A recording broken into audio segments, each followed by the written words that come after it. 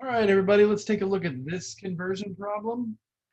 This conversion problem involves converting 0.00345 kilometers to micrometers. And so I'm going to use my three-step process of problem solving to organize my thoughts. The first thing is to figure out what the problem is giving me. It's giving me 0.0345 kilometers. So I want to write that down. The next thing to do is to figure out what the problem is asking me for. It's asking me to convert to micrometers, so the unit that I'm trying to get is micrometers. The third step is to figure out how to do the conceptual plan to do the conversion. And the very general sense is going to be the units and one. Well, I will convert those to the units and two. So this is what the problem is essentially asking me to do, convert kilometers to micrometers. So that's the basic plan. Now, in my particular course, I use a systematic method of doing conversions, and in that method, we don't convert between prefixed units and another prefixed unit. So we have to find a common unit to convert between the two prefix units, and that, of course, will be the base unit. So I don't convert kilometers to micrometers directly, but I can convert kilometers to meters and then meters to micrometers. And this provides me a systematic way of doing the conversion.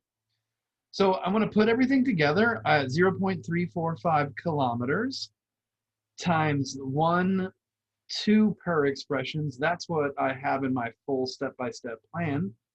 And I will ultimately end up with micrometers at the end of the day. So let's get all of our units correctly. I know that I have to cancel kilometers, so kilometers will go in the denominator. I know that'll convert to meters, that's what the plan says. Then I know that I'm going to cancel meters, so meters from the numerator in the first step will cancel with meter in the numerator or the denominator in the second step. And remember that the units need to end up being micrometer, and so at the micrometer will go in the numerator here.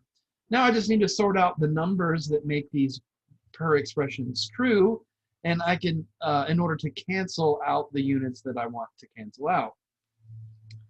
So what I'm going to do is I'm going to write down the definitions of kilometer and meter. I'm going to say, what's the definition of kilo? How do I make an equality that's true? I write, what's the definition of kilo? The definition of kilo is 10 to the third. So I write that with the base unit. The same thing's going to happen with meters and micrometers. What's the definition of micro? The definition is 10 to the minus 6.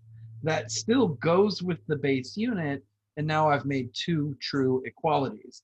So now I can use those equalities to fill in the numbers correctly to do the conversion. So 10 to the 3 meters per 1 kilometer, 1 micrometer per 10 to the minus 6 meters. Then I put the rest into my calculator and I get 3.45 times 10 to the 6 micrometers, and that's the solution.